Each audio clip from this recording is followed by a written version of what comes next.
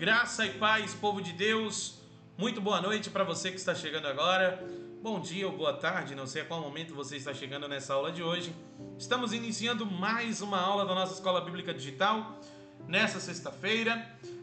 Não sei a qual momento vai ao ar, não sei a qual momento você vai abrir esta aula de hoje, mas estamos aqui para falar mais da palavra do Senhor.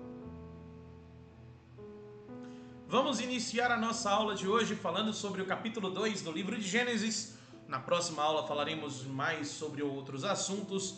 Toda segunda-feira teremos aulas falando sobre assuntos diferentes e toda sexta-feira teremos aulas falando sobre um dos livros da Bíblia, começando de Gênesis, indo até Apocalipse. E nesta aula de hoje, eu não poderia deixar de agradecer pela sua vida. Muito obrigado por você estar aqui, que a graça e a paz do Senhor Jesus possa estar na sua vida todos os dias. Agradecer ao meu pastor presidente, pastor Wagner Teles, por estar nos autorizando a estar aqui do outro lado do computador, na frente desse microfone, falando mais sobre a palavra de Deus para a sua vida. Também quero agradecer a vida do pastor Lucielson e da pastora Franci Brito por estar sempre assistindo a gente, eles que são pastores locais da Igreja Manancial da Fé de Filadélfia, lá na cidade de Itiúba, Bahia. E claro, agradecer a você que é membro da nossa igreja e a você também que chegou agora, caiu de paraquedas aqui nesse vídeo no nosso canal do YouTube. Esse é o canal do YouTube oficial da Primeira Igreja Evangélica Manancial da Fé de Filadélfia, Ministério Filhos da Luz.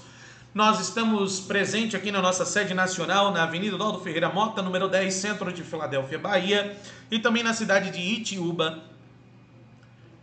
E aqui, claro, no YouTube, junto com você. Amados, você pode estar ouvindo aí de fundo, bem baixinho, um barulho de vento. É porque estamos com o ventilador ligado aqui no nosso estúdio. Está muito calor aqui no interior da Bahia. Não sei como é que está aí, da onde você está assistindo. Mas aqui está muito quente esses dias.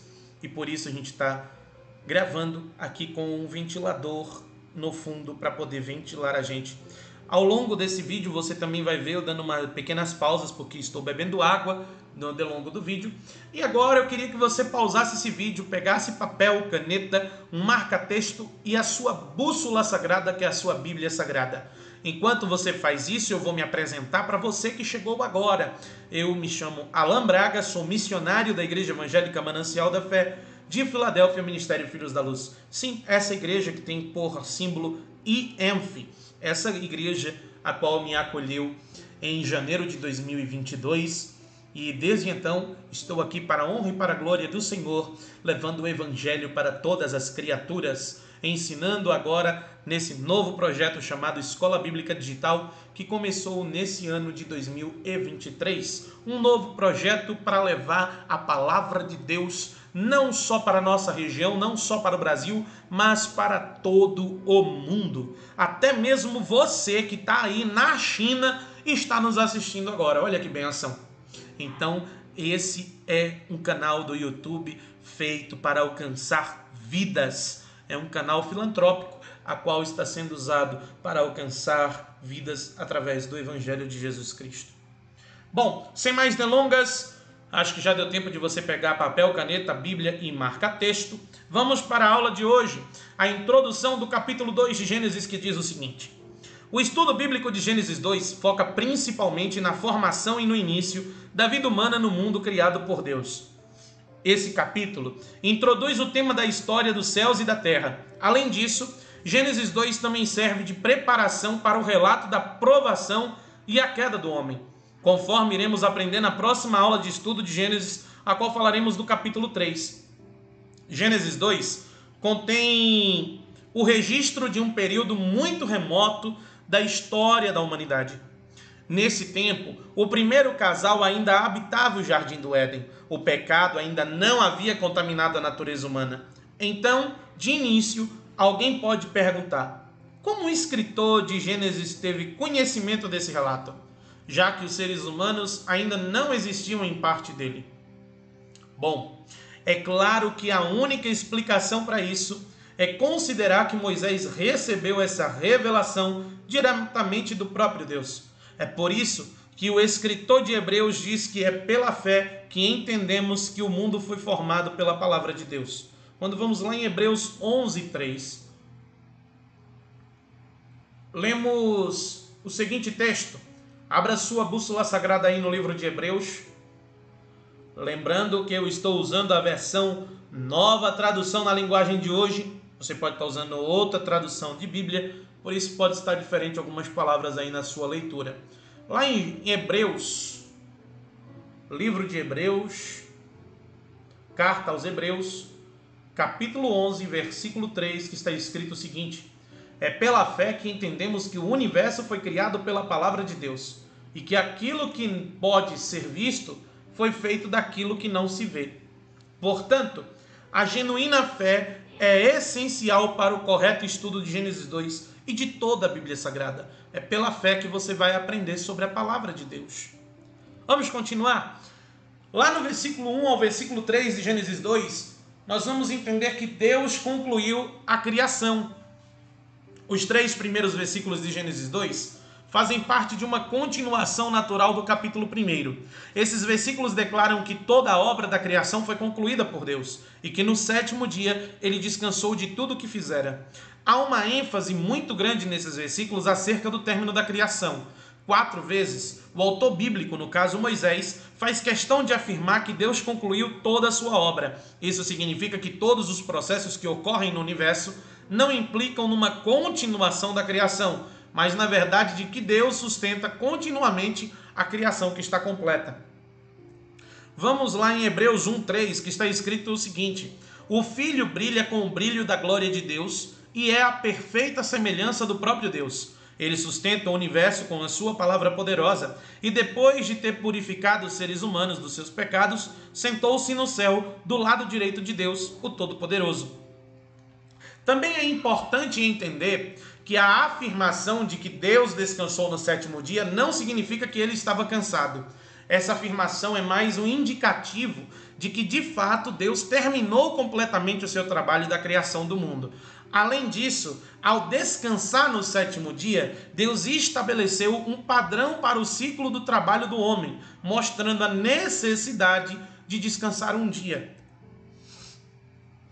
Versículo 4 ao versículo 7, vamos encontrar a formação do homem.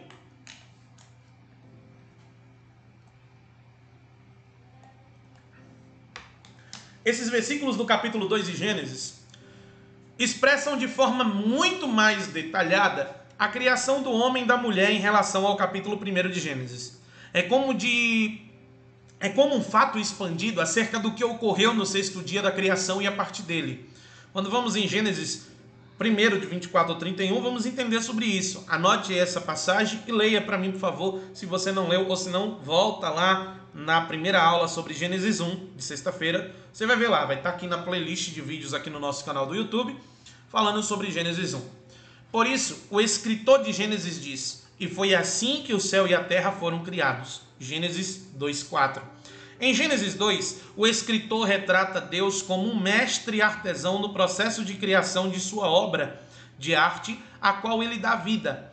Assim, ele diz que Deus formou o homem do pó da terra e soprou nas narinas o fôlego de vida. A expressão soprou é uma figura de linguagem que representa a atividade criadora do Espírito de Deus. Como resultado, o homem passou a ser alma vivente. Vamos lá em Gênesis 2:7, que está escrito o seguinte: então do pó da terra o Senhor formou o ser humano. O Senhor soprou no nariz dele uma respiração de vida, e assim ele se tornou um ser vivo, ou um ser vivente. Esse versículo também derruba qualquer tentativa de conciliar a teoria da evolução com o criacionismo bíblico. Espera aí, missionário, o que é o criacionismo bíblico? Nós estamos estudando sobre ele através de Gênesis 1 e Gênesis 2. E a teoria da evolução você já sabe o que é, né? É a famosa teoria de que a gente vem dos primatas, de que o ser humano evoluiu do macaco e blá, blá, blá, blá, blá. Sim, meu amado, existem pessoas que tentam conciliar a teoria da evolução com a criação segundo a Bíblia. Mas esse versículo derruba qualquer tentativa de conciliação. Por quê? Porque Gênesis 2:7 diz que o homem passou a ser alma vivente, passou a ser um ser vivo. Perceba que o texto não diz que um ser vivente se tornou homem. Não houve um processo de evolução. O texto bíblico claramente afirma que o homem não é formado de uma vida pré-existente. Além disso, distintamente de todas as outras criaturas, o homem foi criado à imagem e semelhança de Deus. Lá em Gênesis 1:26 a gente vai ver ele dizer: aí ele disse, agora vamos fazer os seres humanos que serão como nós, que se parecerão conosco. Eles terão poder sobre os peixes, sobre as aves, sobre os animais domésticos e selvagens e sobre os animais que se arrastam pelo chão. De Gênesis 2, do 8 ao 25, a gente vai ver a formação da mulher e a vida no jardim. Que vai estar escrito o seguinte assim.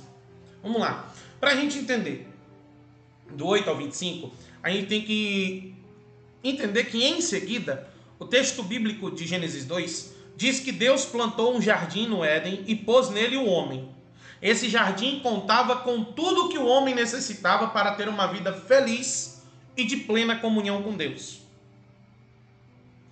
Saiba mais sobre como era o jardim do Éden. Sabe como? Assistindo a nossas aulas da Escola Bíblica Digital. Vou ter que fazer a propaganda novamente. Se você não é inscrito no nosso canal, pelo amor de Deus, se inscreve no canal, ativa o sininho da notificação, manda o link desta aula para todos os teus conhecidos, parentes, amigos, manda até para o cachorro, para o papagaio, para o periquito, manda para quem você puder, meu irmão, mas manda, pelo amor de Deus, compartilha a palavra de Deus, porque tu vai estar fazendo uma boa obra para a vida daquele para quem tu mandar. É a palavra de Deus, é o Evangelho de Jesus Cristo, a qual nós estamos estudando aqui. Hoje nós estamos estudando sobre Gênesis 2. A partir de segunda-feira vem uma aula nova. E claro, tem outras aulas anteriores, a qual tem o que é ser nova criatura em Cristo Jesus. Já imaginou se teu amigo que ainda não é crente recebe essa aula e se converte, aceita Jesus por conta desse vídeo que tu enviou? Oh, glória a Jesus!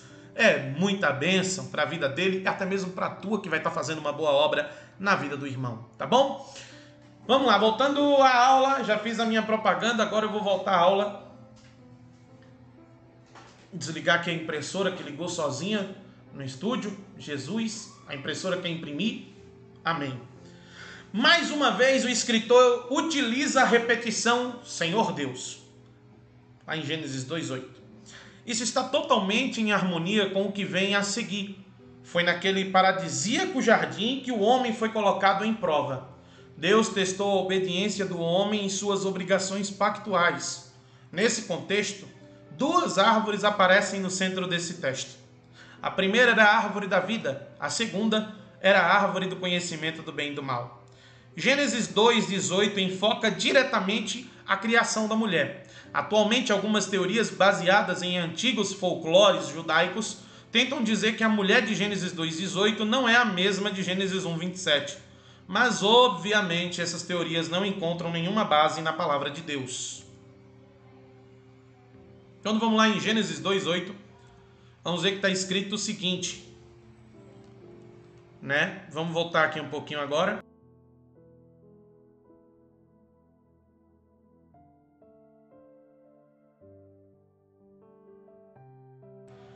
Depois o Senhor Deus plantou um jardim na região do Éden, no leste, e ali pôs o ser humano que ele havia formado. É isso que está escrito em Gênesis 2:8, que a gente não leu, tá bom? Enfim. Gênesis 2:18 mostra simplesmente o processo de criação da mulher de um modo mais detalhado. Esse versículo revela que inicialmente, ainda no 6º dia da criação, havia uma deficiência no estado de vida do homem. Faltava-lhe uma auxiliadora. Isso significa que sem a mulher, o homem estava incompleto e incapaz de cumprir a tarefa de multiplicar-se e exercer domínio sobre a terra.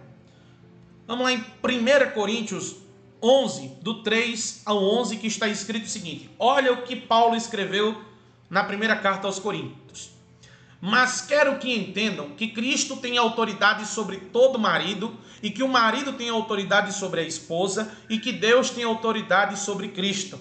Se um homem cobre a cabeça quando ora, ou anuncia a mensagem de Deus nas reuniões de adoração, ele está ofendendo a honra de Cristo. E se uma mulher não cobre a cabeça quando ora, ou anuncia a mensagem de Deus nas reuniões de adoração, ela está ofendendo a honra de seu marido. Nesse caso, não há nenhuma diferença entre ela e a mulher que tem a cabeça rapada. Se a mulher não cobre a cabeça, então é melhor que ela corte o cabelo de uma vez, já que é vergonhoso para a mulher rapar a cabeça ou cortar o cabelo, então ela deve cobrir a cabeça. O homem não precisa cobrir a cabeça, pois ele reflete a imagem e a glória de Deus. Mas a mulher reflete a glória do homem, pois o homem não foi feito da mulher, mas a mulher foi feita do homem. O homem não foi criado por causa da mulher, mas sim a mulher por causa do homem.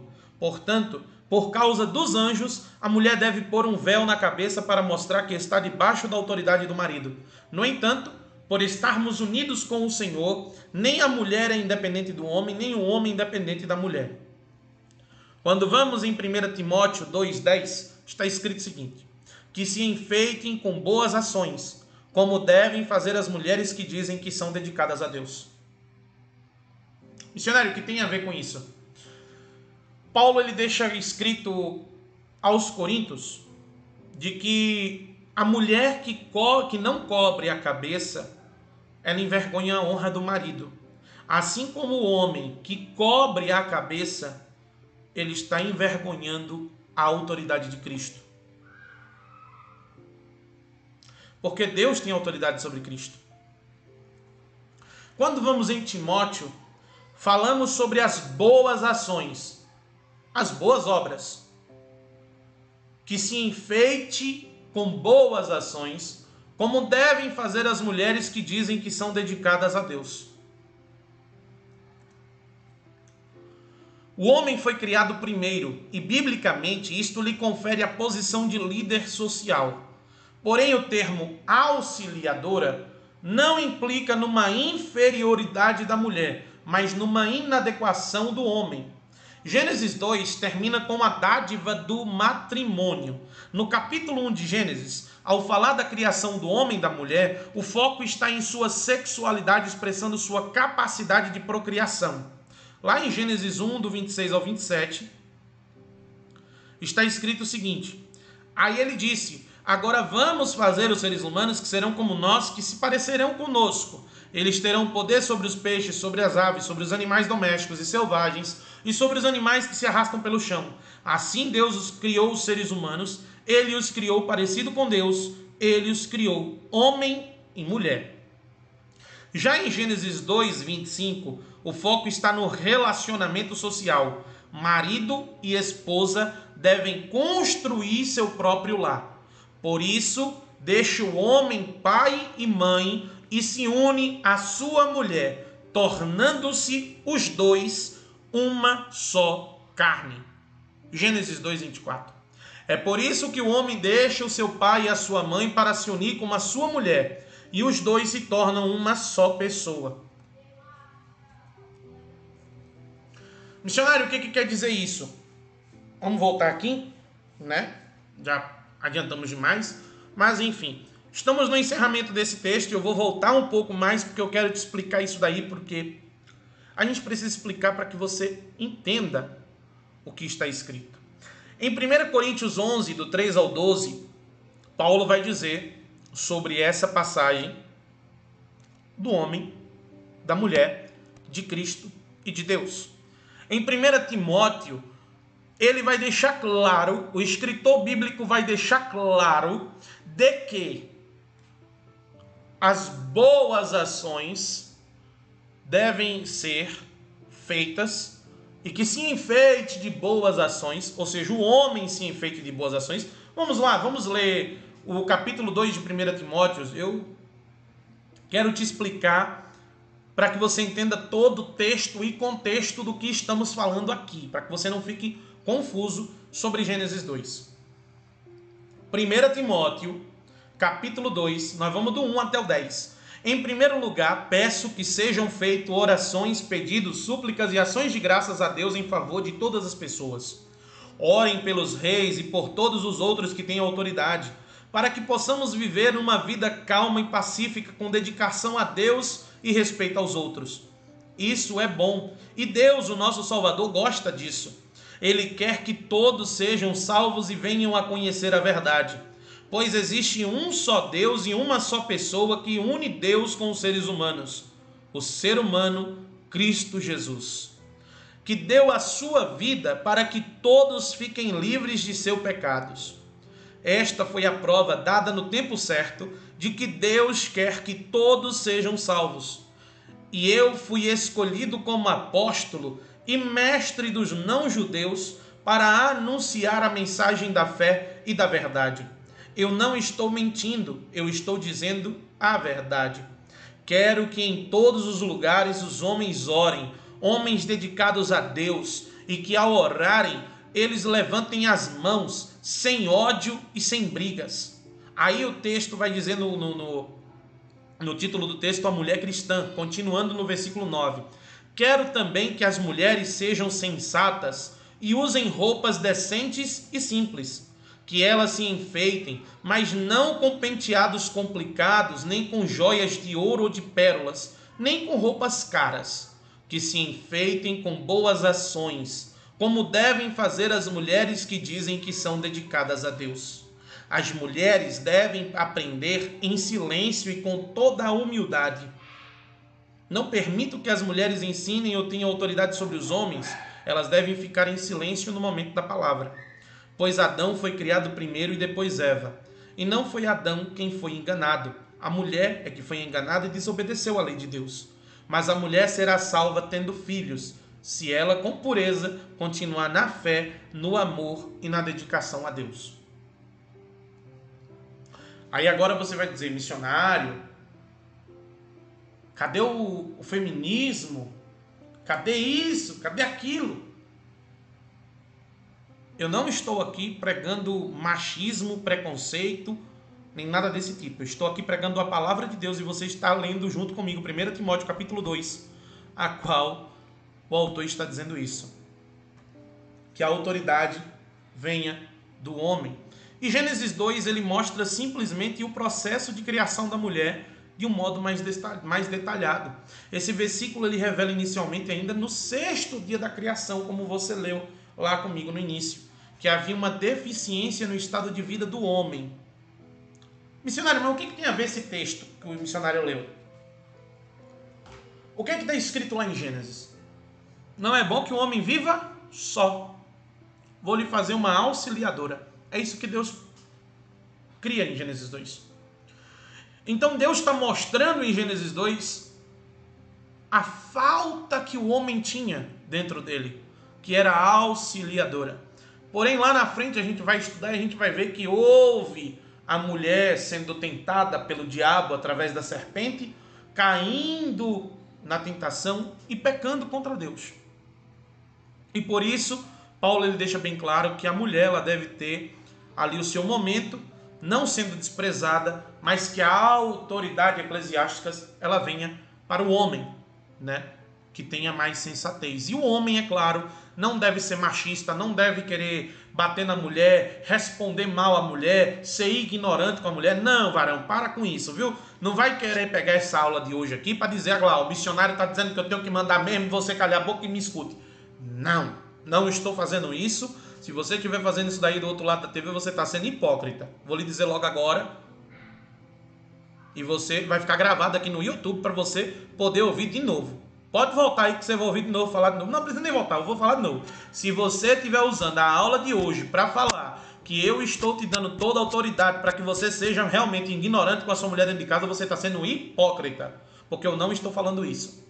Eu estou falando que o homem tem necessidade de ter a mulher como auxiliadora, assim como a mulher também tem a necessidade de ter o homem ao seu lado para lhe dar força, para lhe dar a competência de continuar. Então, um completa o outro. É claro que a gente sabe que lá no passado houve o erro de Adão e Eva, mas enfim, o que devemos aprender com Gênesis 2 é que o homem tem aí então a sua mulher como sua auxiliadora. Falando isso da sexualidade, a gente vai ver toda essa questão. E a partir das próximas aulas a gente vai aprendendo mais em Gênesis 3. Finalizamos por aqui a aula de hoje. Nós falamos sobre Gênesis 2, aprendemos mais e mais. Não esqueça de se inscrever no nosso canal, ativar o sininho das notificações.